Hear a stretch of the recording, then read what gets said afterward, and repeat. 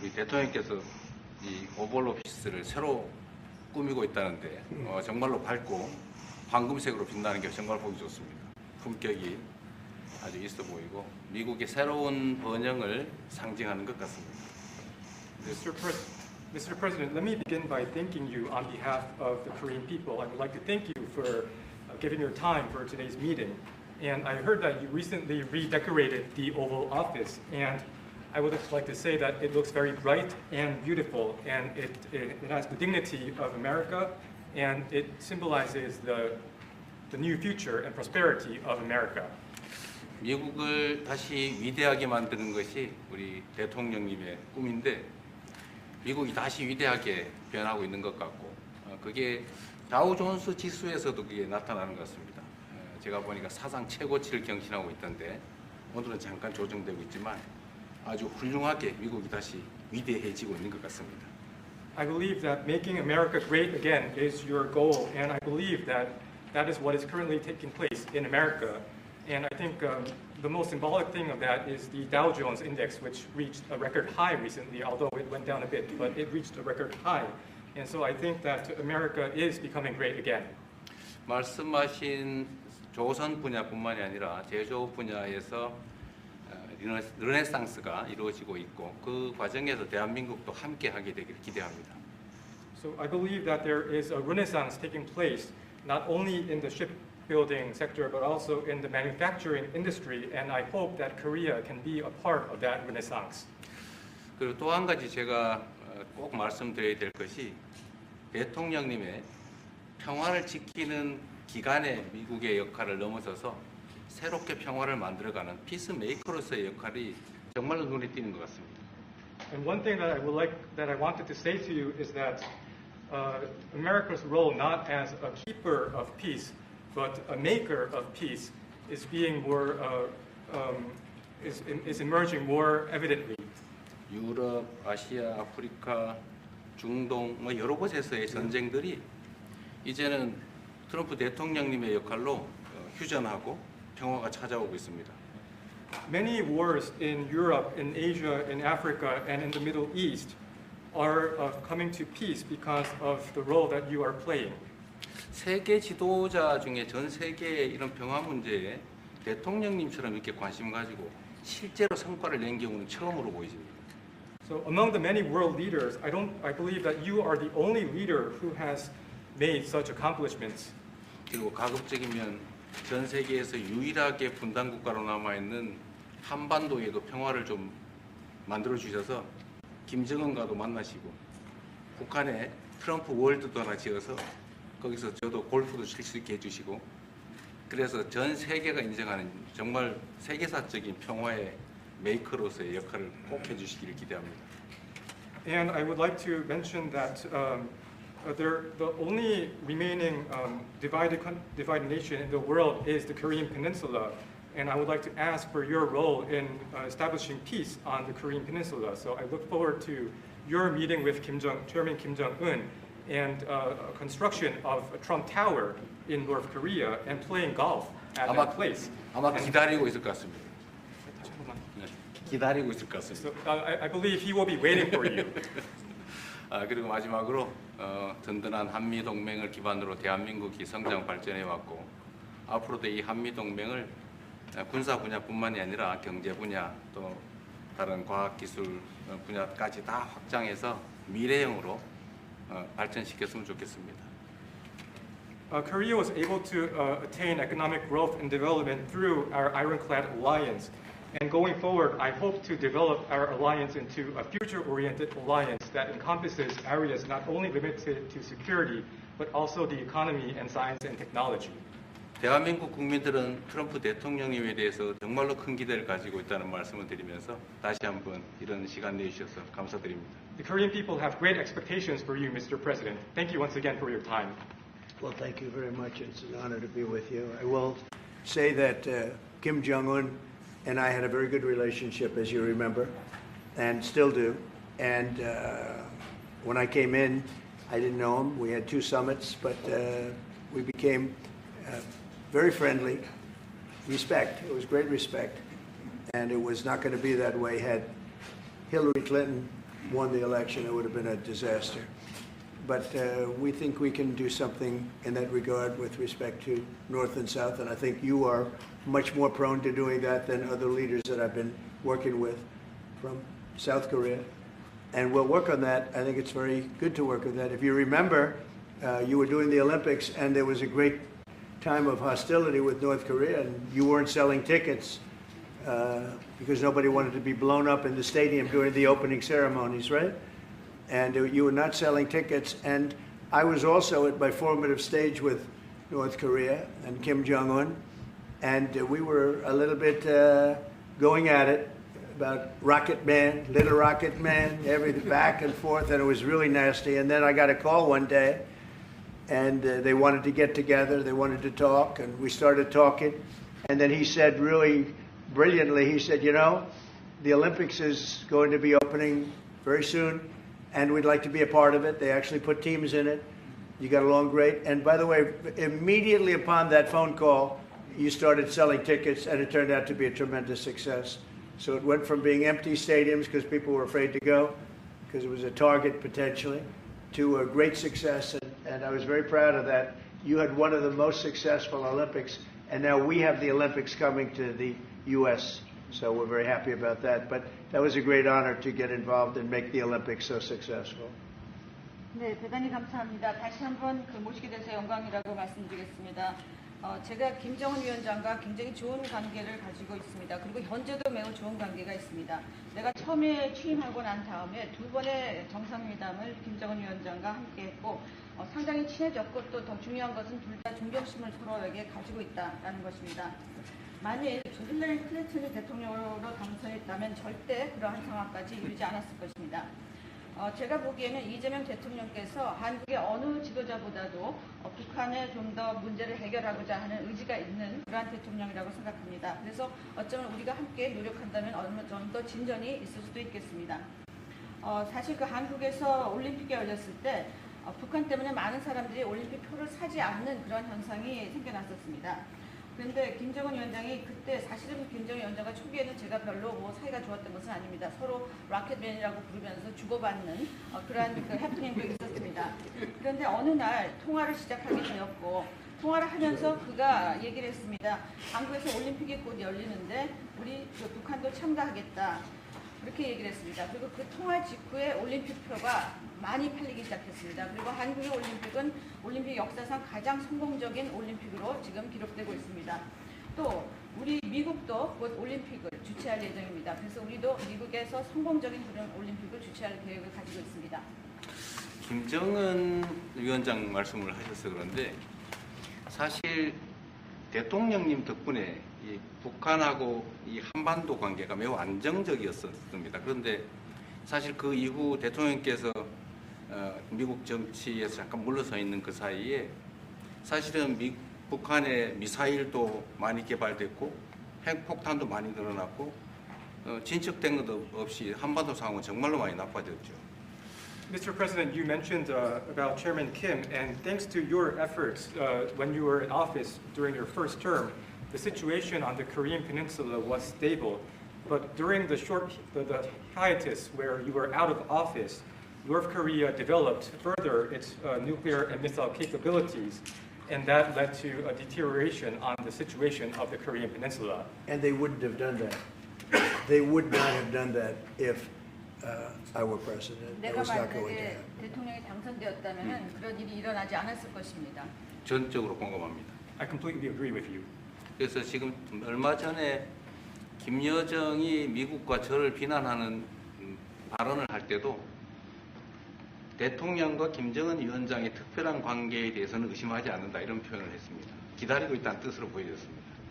So when Kim Yo-jong, the deputy director of the Workers' Party of Korea, issued a statement denouncing South Korea, she mentioned about the not bad relationship between you and Chairman Kim Jong-un, and I believe that this is a sign that North Korea is waiting. 한반도의 평화의 새 길을 꼭 열어주시기 바랍니다. So I hope that you will usher in a new era of peace on the Korean Peninsula. I will do that, and we'll have talks. He'd like to meet with me. He didn't want to meet with Biden. because he had no respect for Biden. But we look forward to meeting with him, and we'll make relations better. You'll help that.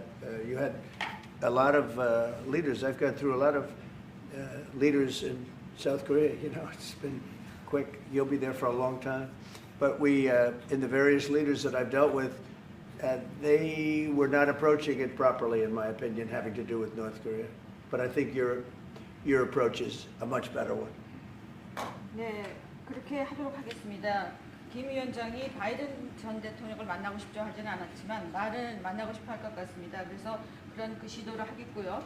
내가 한국의 지도자들을 여러 분을 만나봤는데 제 개인적인 생각으로는 대북 정책이 그렇게 적절하지 않지 않았나 하는 생각이 듭니다. 그래서 이 대통령께서 그 적절한 대북 정책을 통해서 좀 더 그 진전이 있었으면 하는 생각입니다. 저의 관여로 남북 관계가 잘 개선되기 쉽지 않은 상태인데 실제로 이 문제를 풀 수 있는 유일한 인물이 트럼프 대통령이십니다. So resolving this issue through my engagement is not an easy thing. And the only person that can make progress on this issue is you, Mr. President. 대통령께서 피스 메이커를 하시면 저는 페이스 메이커로 열심히 지원하겠습니다. So if you become the peacemaker, then I will assist you by being a pacemaker. That's good. We can do big progress, I think, with North Korea. Absolutely. 네, 북한에 대해서 큰 진전을 함께 이루어 나갈 수 있다고 믿습니다. 감사합니다. Okay, thank you very much. Thank you very much. Okay. Good job. Okay, questions, please? Mr. President, when you met with Russian President Vladimir Putin, how soon did he say that he wanted to sit down with Ukrainian President Zelensky? Russia, as of now, says there's no meeting on the books and no agenda is set. Well, that's going to be up to them. It takes two to tango. I always say it. And they should meet, I think, before I have a meeting and probably close the deal. But I think it's appropriate they meet. They do not exactly get along well, as you can understand. And I'm sure it's a meeting that perhaps he didn't like. But he wasn't happy about coming to the United States either. That was a big concession, and I appreciate the fact that he did. You know, I've always had a very good relationship, despite a fake Russia haunt that we had. But we've always had a great relationship, very good relationship, strong relationship with Russia. That's a good thing, not a bad thing, by the way. That's a very good thing.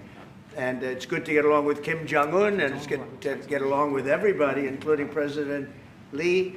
It's good to get along, and I get along with the foreign leaders. You see that with the biggest group of foreign leaders that we've ever had. Don't forget the European Union was here also representing a large group of countries just recently. So I believe that we're going to get that war straightened out. We're going to get it done. I don't know that they'll meet. Maybe they will. Maybe they won't. They'd like me to be at the meeting. I said, you guys ought to work it out. It's between you. It's not us. Now, in the meantime, we're not spending any money on, as you know, on Ukraine. We're selling military equipment to NATO. NATO now is taking in, excuse me, NATO now is taking in a large amount of money from the countries. They're taking in 5% of GDP versus 2%. They're paying the 5%. They never paid the 2%, most of them, or a lot of them. NATO has a lot of money. We are selling military equipment to NATO at full price. And NATO's distributing that equipment to wherever they are, I mean, perhaps to Ukraine. So NATO's working with Ukraine. Biden was giving hundreds of billions of dollars, just willy-nilly, just giving money. He had no idea where it was going. It was terrible what was happening. So we're not involved anymore in terms of the cost. We're in for $350 billion. As you know, I also got the rare earth deal done with Ukraine, which was worth much more than the $350 billion.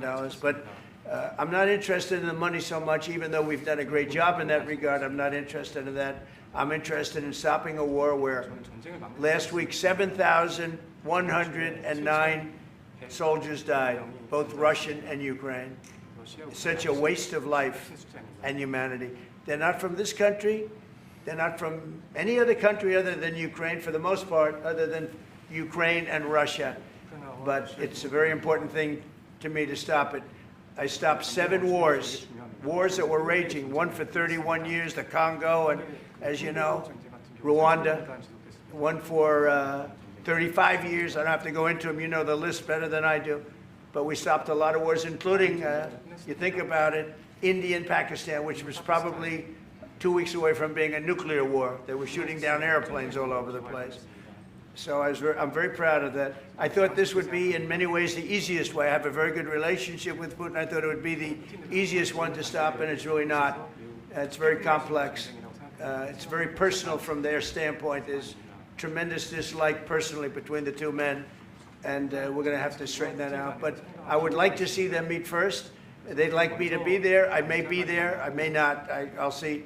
But I wanted them to work out their differences first, because it is ultimately between them. And when that happens, I think we'll get an end. Maybe they meet, maybe they don't. How long are you willing to let this play out? And if they don't meet, will there be consequences, and how soon for Russia? Yeah, there could be very big consequences, but we'll see what happens. There might be very big consequences, because this is something that has to end. This war would have never taken place, and for 4 years it didn't take place. But if I were president, this war would have never taken place.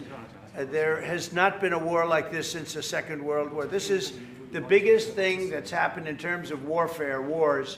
It's a whole new form of fighting. It's a drone fighting. It's a drone war. No, a drone war never existed before.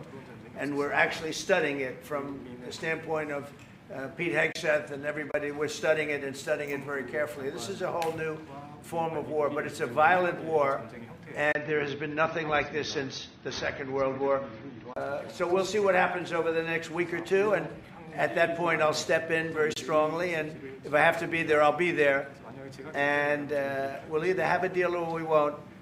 But a lot of people are dying, and I want to get us... Mr. President, Kim Jong-un wants to meet. When do you want to meet with him? With who? You said the North Korean leader wants to meet. How soon would you? Yeah, we want to have a meeting. I like to have a meeting. I get along great with him. You know, you were there. We even had a press conference. He had his first press conference. Kim Jong-un had a press conference. This was a little different press conference. I said, have you done a press conference before? No. And you know what? He did great. It was a great press conference, actually. It was historic. I doubt he's done one since. But I said, would you like to meet the fake news? Because whatever you want to do. And they came in like you've never seen anything like it. And then he said, enough. And that was the end of the press conference. That was the end. It ended very rapidly. But I think he had a good time. I look forward to meeting with Kim Jong-un in the appropriate future. Would you reduce the number of forces in South Korea so that the United States could have more flexibility in the region? Say it. Would you consider reducing the number of U.S. forces in South Korea so that the United States can have more Well, flexibility? I don't want to say that now, because we've been friends and we're friends. And look, we have a lot of people over there. We have over 40,000 troops in South Korea. As you know, South Korea agreed to pay for that during my last term. And then when Biden came in, they complained to Biden that I wasn't a nice person. And he agreed not to pay. He gave up billions of dollars. We were getting paid billions of dollars. But then Biden ended that for whatever reason. It's unbelievable that he did. But we have a very good relationship militarily. They would say, but we gave you land. I said, no, you didn't. You lease us land. There's a big difference between giving and leasing. And maybe one of the things I'd like to do is ask them to give us ownership of the land where we have the big fort. You know, we spent a lot of money building a fort, and there was a contribution made by South Korea, but I would like to see if we could get rid of the lease and get ownership of the land where we have a massive military base. Would you go? Thank you, Mr. President. How are you planning to make? I also want to ask this question to Mr. President. Who are you with? I'm Song Mi-jin. I'm from South Korea's Arirang TV. Good. Thank you so much. Good. So as mentioned earlier, United States is South Korea's most important and closest ally. So in this point of view, I would like to ask you and also President Lee, what do you think are the key ways to make the South Korea-U.S. alliance greater? Well, I think it's great now. I feel very warmly toward South Korea. I will tell you that I have a lot of people in business that I deal with that are from South Korea. They love Trump because they feel I've saved. I think you would have had a nuclear war if I weren't. I think you would have had a nuclear war, North Korea and South Korea. I think it would have been a disaster. You're only 60 miles away from Seoul. They don't even need nuclear. They have their cannons, you know, howitzers, and they have them buried in the mountain. You know what I'm talking about. And I think you would have had, if I didn't win that election, if Hillary Clinton, crooked Hillary, won that election, I think you would have had a nuclear war. It would have taken place, and it would have been horrendous for everybody, including them. It would have been very bad for them because we would have had to enter the picture, and we are the most powerful nuclear country in the world by far. Russia's second, China's third. China's going to catch eventually, 5 or 6 years. They're working to catch. One of the things we're trying to do with Russia and with China is denuclearization. And it's very important. One of the things I discussed with President Putin the other day, it wasn't just that, it was also other things. And I think the denuclearization is it's a big aim, but Russia's willing to do it, and I think China's going to be willing to do it too. We can't let nuclear weapons proliferate. We have to stop nuclear weapons. The power is too great. Okay? Thank you. Mr. President, I'd like to ask you further question about South Korea and U.S. alliance. I'm Anna from the Korea Times, and I'd like to ask you about the trade deal that's on the table. You mentioned about the shipbuilding industry, and President Lee mentioned about the manufacturing industry. And what other areas or sectors that you intend to focus on this trade deal? Because Korea is bringing in many investments and create jobs as well. So I'd like to know the opinions of both, how to get a beneficial outcomes for both countries through this deal. Well, we're going to get along great because we really sort of need each other. We love what they do. We love their product. We love their ships. We love a lot of the things that they make. And they love what we have. We're dealing with them on Alaska having to do with the oil. You need oil and we have it. So we have a big advantage in that way. We have more oil and gas and coal and energy than any other country in the world by far. No, for whatever reason, God was very good to us. He gave us the greatest. We didn't use it. We started to use wind. Wind doesn't work. They started to use solar panels that took over the land all over the Midwest, where the farmers said, what happened to my land? They'd have a 10-mile by 10-mile solar field that they couldn't farm, the most valuable land, farming land in the world, probably the most vibrant in the world.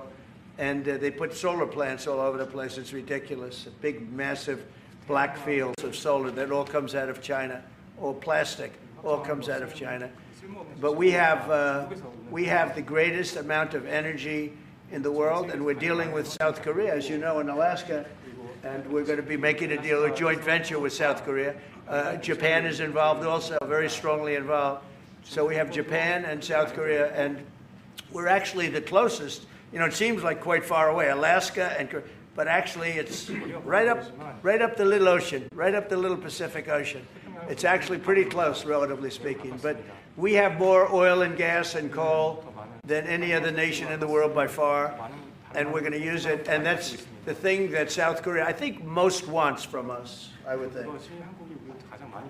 Mr. President, would you go back to the DMZ to meet with the North Korean leader? Say it. Would you go back to the DMZ to meet with the North Korean leader? I loved it. Remember when I walked across the line and everyone went crazy? Especially Secret Service, I would say they were going crazy. And I looked into those windows, you know, the windows, the glass, that you could only see if you looked direct, because there was all sorts of stuff. But I looked in and I saw more rifles pointing at me than you could. There were a lot of rifles in that building. The Secret Service was not happy. You know the buildings I'm talking about? The two blue buildings on each side. And I walked up the middle and I looked in the window and I saw more guns in that room than I've ever seen in my life. I looked at the other side and it was the same thing. And yet I felt safe. I felt safe because I have a great relationship with Kim Jong-un. I hope it stays that way. I think it will.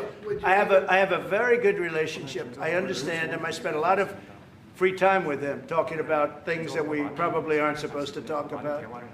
And, you know, I get along with him really well. I think he has a country of great potential, tremendous potential. Is it possible you meet him this year or maybe next year? Well, I'm meeting a lot of people. I mean, it's hard to say that, but I'd like to meet him this year. President Xi would like me to come to China. It's a very important relationship. As you know, we're taking a lot of money in from China because of the tariffs and the different things, and it's a very important relationship. We're going to get along good with China. I hear so many stories about we're not going to allow their students, or we're going to allow their students to come in. We're going to allow, it's very important, 600,000 students. It's very important. But we're going to get along with China. But it's a different relationship that we have now with China. It's a much better relationship economically than it was before. With Biden, boy, what he allowed that, I mean, they just took him to the cleaners. You know the expression? They took him to the cleaners. I'm sure they have an equal expression in South Korea, but they took that guy out for a ride like nobody's ever been ridden before. Terrible. But we have a very strong relationship, Howard, I would say, economically with China now, getting much better. They have to give us magnets. If they don't give us magnets, then we have to charge them 200% tariff or something, you know. But we're not going to have a problem, I don't think, with that. I think that's perhaps behind us. You know, China intelligently went and they sort of took a monopoly of the world's magnets. And nobody needed magnets until they convinced everybody 20 years ago, let's all do magnets. There were many other ways that the world could have gone. But so it'll take us probably a year to have them. We're heavy into the world of magnets now, only from a national security standpoint. But we have a powerful thing. It's airplane parts. They have many Boeing jets. You know, they had 200 jets that didn't fly. And I've sent them all, based on his word, I sent them all of the parts so their planes can fly. I could have held them back. I didn't do that because of the relationship I have. And their planes are now flying. You know, we had 200 of their planes were unable to fly because we were not giving them Boeing parts purposely, because they weren't giving us magnets. Therefore, we weren't giving them. But we have a much more powerful thing, that's tariffs.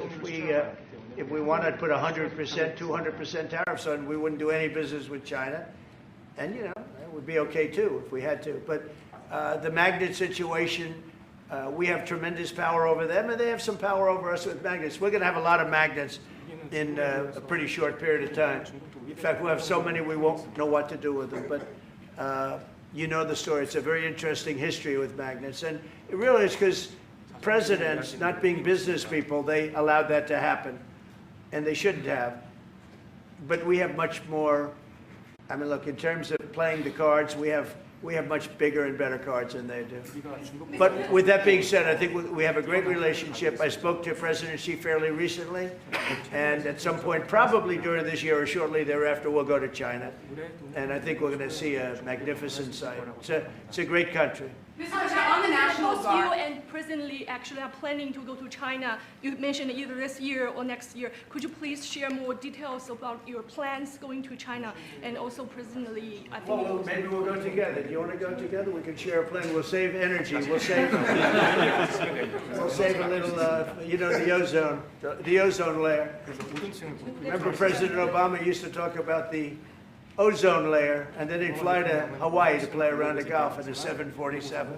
Mr. President, on the national. Accept the invitation, Mr. 중국에서 만약 Well, it was sort of meant jokingly, but if you want, you can go. 대통령하고 같이 가면 좋겠습니다. I would like to go together with President Do I Trump. accept? Does he accept? If you want to go, I'm going to get special permission. I'm sure you can go. But we're going to have a great relationship with China. I mean, it's happening. You see it. It's happening. They have some cards. We have incredible cards, but I don't want to play those cards. If I played those cards, that would destroy China. I'm not going to play those cards. Mr. President, on the National Guard, you've talked a lot about Democratic-run cities and states. Would you also consider sending the National Guard into red states and red cities that are also seeing high crime? Sure, but there aren't that many of them. If you look at the top 25 cities for crime, just about every one of those cities is run by Democrats. And you know, one of the bad things they did, cashless bail, if you look back on time, when they allowed a murderer out that afternoon, you know, he'd kill somebody and then a couple of hours later he's walking the streets again, oftentimes killing again rapidly. Cashless bail is a disaster. You saw we had a news conference today on that. We're wiping it out in D.C., immediately wiping it out. It started in New York, I must tell you, and it's been a horrible thing for crime, especially violent crime. So we're going to end cashless bail, yes. Thank you. When will you deploy to Chicago, and how long are you keeping troops here in Washington, A little D.C.? discussion. I really want to be appreciated. You know, when we go into a city and wipe out the crime, so D.C., it sounds so horrible, I'm embarrassed to say it in front of you because they don't have anything like this. Washington, D.C., sir, has not had a murder in 11 days. Now, he's saying that's a horrible thing to hear because they don't have murders for ever. But Washington, D.C., if you go back and check, it's been many years since we went a week without having a murder. Now we haven't had, and I would say that Washington, D.C. right now is much safer than Seoul. You know why? Because we have a friendly neighbor. We have more friendly neighbors. You have a different kind of problem. We all have different problems. But Washington, D.C. is a very safe city right now. People are going out to dinner. Restaurants are opening. Restaurants that were going to close are now going to stay open.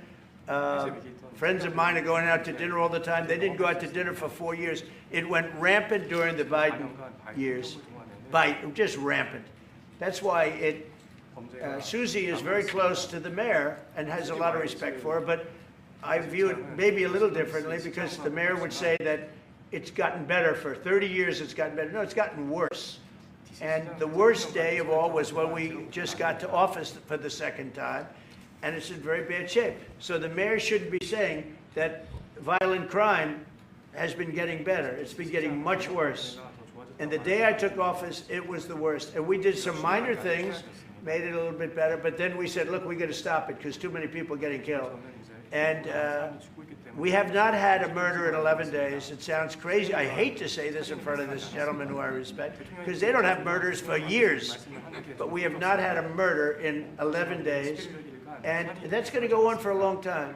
And there will be, I guess, it'll happen a little bit, but we have a very safe city. This is one of the safer cities right now in the country.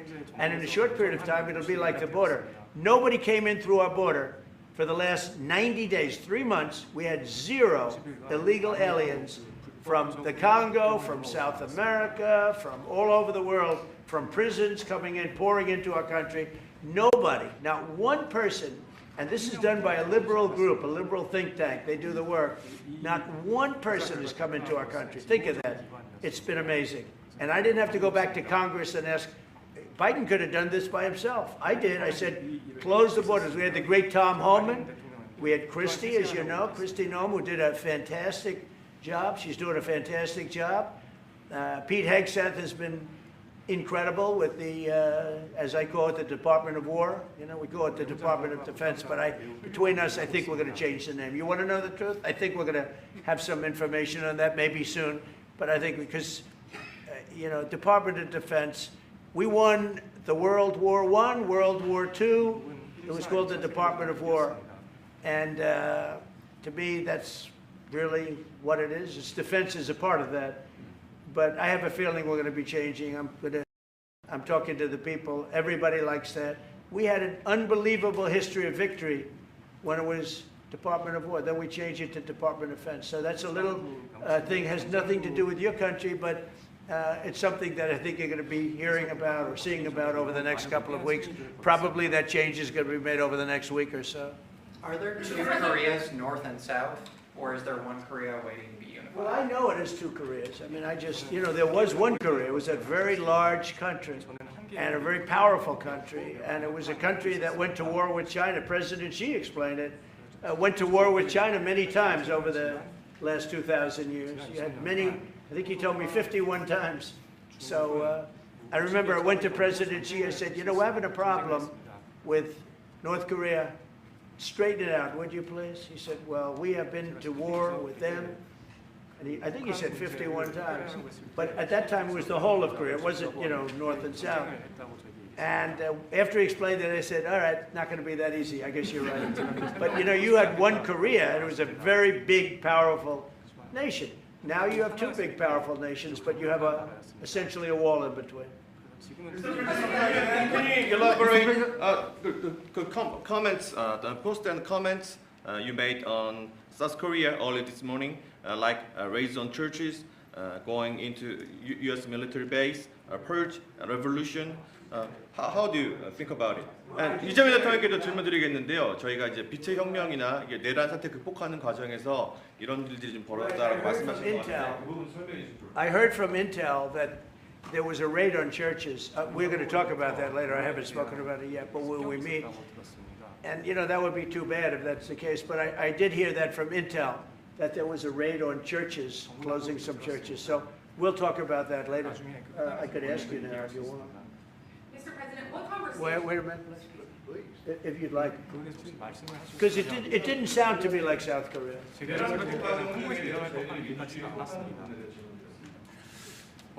간단하게 말씀을 드리면 지금 대한민국은 아시는 것처럼 친위 쿠데타로 인한 혼란이 이제 극복된 지 얼마 안 된 상태고 그 내란 상황에 대한 국회가 임명하는 국회가 주도하는 특검에 의해서 사실 조사가 진행 중입니다.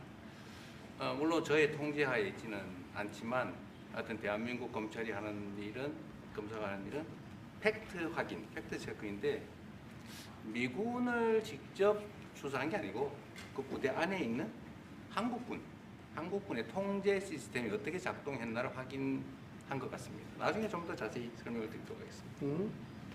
So it hasn't been long since Korea has overcame the political turmoil following the self-coup by the former president. Currently, there is a fact-finding investigation by a special prosecutor that was appointed by the National Assembly. And this special prosecutor... Is his name Deranged Jack Smith, by any chance? They took him from our country. They put Deranged Jack. He's a deranged, sick individual. But go ahead. Go ahead. I'm only kidding. Maybe I'm not. And that special prosecutor is not under my control. And so the special prosecutor is conducting a fact-finding investigation.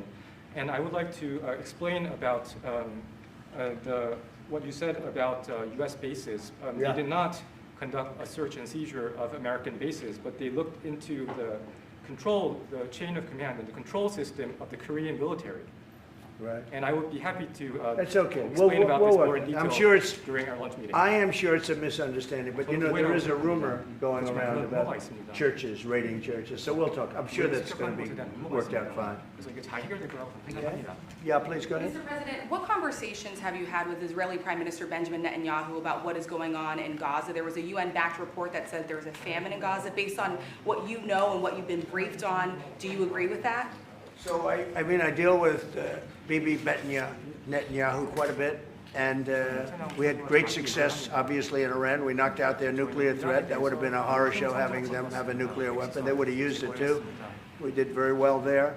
Right now they're talking about Gaza City. There's always talking about something. At some point it's going to get settled, and I'm saying you better get it settled soon. You have to get it settled soon. And that means, nobody can forget October 7th. People forget October 7th. That was one of the most brutal. I've seen some terrible things, some brutal things. That was about as bad as it gets. And nobody can forget that. With that being said, it's got to get over with. It's got to get over with because between the hunger and all of the other problems, worse than hunger, death, pure death, people being killed. And, I'm the one that brought back the hostages, and I did it with that gentleman right there, Steve Witkoff, and with Marco. All of us, the whole team, we worked together. Even the trade people worked on it with us. And we brought back a lot of the hostages. Now we're left with, would you say 20, Steve, or would you say it's less than 20? I hope it's 20. He hopes it's 20 because some could be dead. That's what he means, I assume. So we have 20, but there's rumors that some could be dead. It's a terrible situation over there, terrible, terrible situation. But it's coming to a head, it's coming to an end. We are sending, we sent $60 million of food over there just recently. And I don't even know if people know it. We distributed ourselves. We're giving a lot of food, spending a lot of money on food, getting it over there. We have a lot of food. We have a lot of oil, and we have the greatest farmers in the world. So we have a lot of food, but we're sending a lot of it over to Gaza, and we're feeding a lot of people. But with all of that being said, it's a lot of people to feed. And I think that we will have, within the next 2 to 3 weeks, you're going to have pretty good conclusive ending. And it's a hard thing to say because they've been fighting for thousands of years, if you want to know. That's been a hotbed forever. But I think we're doing a very good job. But it does have to end. But people can't forget October 7th either. do you plan to attend APEC summit to be held in Korea? Summit in South Korea? Yes, South Yeah, I'd Korea love in to. November. I'd love to. Last time I spoke in front of your parliament, and I loved doing that. Beautiful respect they had for our country, and a beautiful room. I remember how beautiful it was, and I enjoyed doing it. No, I could see going. I think I'm going for a trade meeting to South Korea pretty soon. You're hosting a trade meeting, so I can sneak away from that trade meeting, and we'll go and do something for the president if he'd like me to do that. Okay? But so we'll be going there fairly soon. You know about that? If you attend, then it's a good chance to meet up Kim Jong-un again, or maybe Xi Jinping. Then how do you think of it? You mean set them up together? Yes. That'd be interesting. We'll arrange a meeting between you and Kim Jong-un. Would you like that? That's a very tough question right now. I don't know where that question is leading. Anyway, look, I get along great with Kim Jong-un, and whatever I can do having to do with South Korea and getting people together, you should get together, right? Yes, ma'am. Yes. Yeah. I want to ask. Turned out to be the worst one in the room. I want to ask about Masca project. Masca project. Make great again. Shipbuilding. Yeah. Oh yeah, sure. We're going to do that. Yeah. I think we're going to do that very strongly. We're going to have a big, within a period of, it takes a while. That's a hard one to start. Some companies you can start easily. Shipbuilding's a tough one to start, but we'll be doing that. Now, with that being said, we make the best submarines anywhere in the world. We make submarines. We're 25 years ahead of anybody else in submarines. So we do that. We do that. But we really gave up the shipbuilding industry foolishly many years ago. But we're gonna start it up again. We're gonna be making our own ships again soon. Okay, how about one or two more? Have you been briefed on the search of John Bolton's home and office from Friday? Have you been briefed I on have that? not been briefed. No, I read it just like you did. I was never a fan of his. I thought he was stupid. I thought he was, a guy that only wanted to go into war. He liked killing people. I thought he was essentially a bad guy, but I'm not involved in that. No, you'd have to ask Pam Bondi about that. Are more raids coming, sir? Are more raids like that coming, sir? Are more raids like the one on John Bolton's house coming? More raids? I don't know. You'd have to ask the Department of Justice. They raided my house, I can tell you that. They did a big raid on my house. They took away everything that wasn't pinned down, and they took away some of that too. No, they raided Mar-a-Lago. They started that.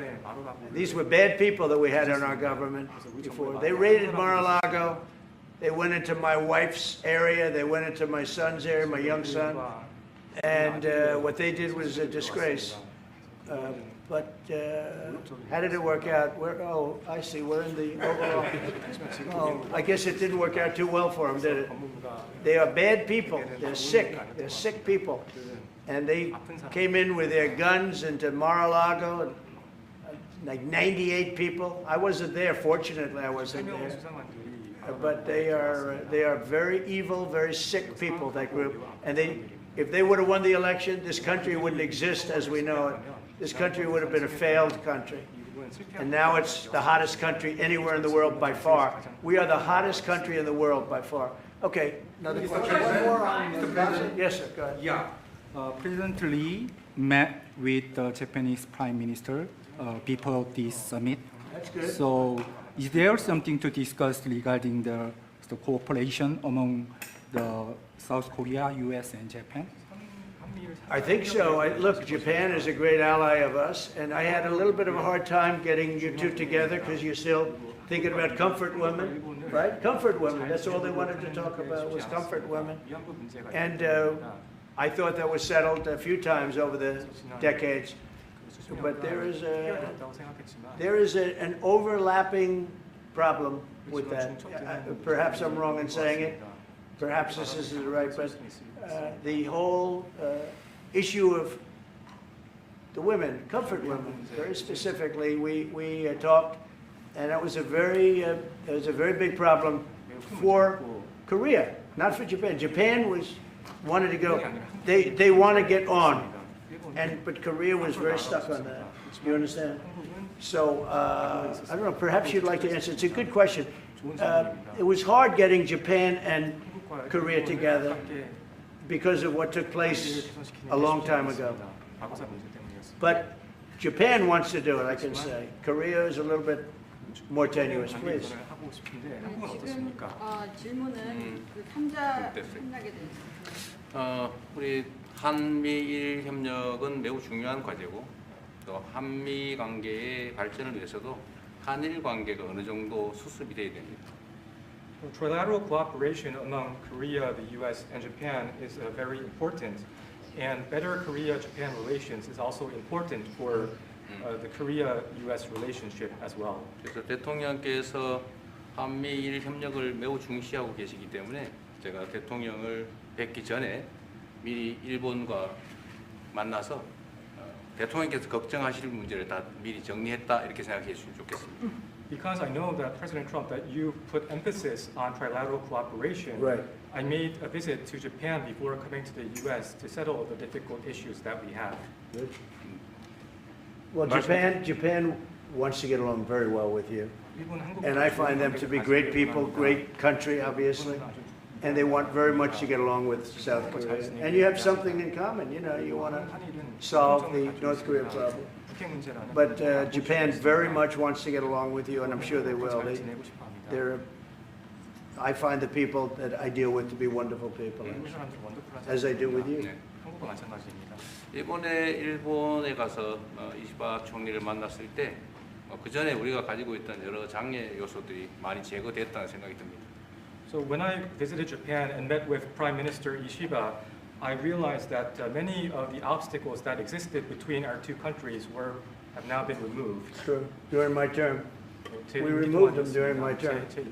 There was an overlay a little bit, but we removed many of those obstacles during my term.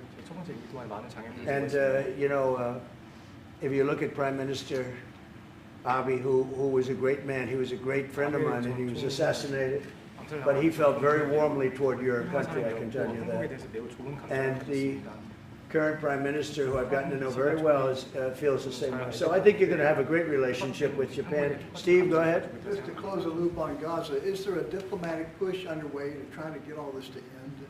Oh, there's a diplomatic push. No, is there? There has been, yeah, sure. Right now, Steve, I would say very serious diplomatic push. Marco or Steve, Marco, do you want to answer that first? Yeah, it's never stopped. We've always looked to find a solution there. Ultimately, as the president said, we want it to end. It has to end with no Hamas. Thank you, sir. Steve, where are we? I would say that we wouldn't be anywhere but for the president's truth last week, which was a statement to Hamas that they better get their act together and get to the peace table. But for that, it would have been all stalled. So, as usual, he is the man who moves it. Thank you, sir. Thank you. Thank you very much, everybody. Thank you, guys. Thank you, guys. Let's go. Let's go. Head out. Head out. Start moving. Thank you. Thanks, guys. Let's go. Let's go. Thank you. Straight out the door. Thanks, guys. Let's go. Let's go. Thanks, guys. Sales, let's go. TV, let's go. Come on, come on. 아주 관심 Come on, guys. Let's go. Head out. Head out. Thank you. Thanks, guys. Keep going. Thanks, guys. This way. Thank you. Keep going. Keep going. We're out.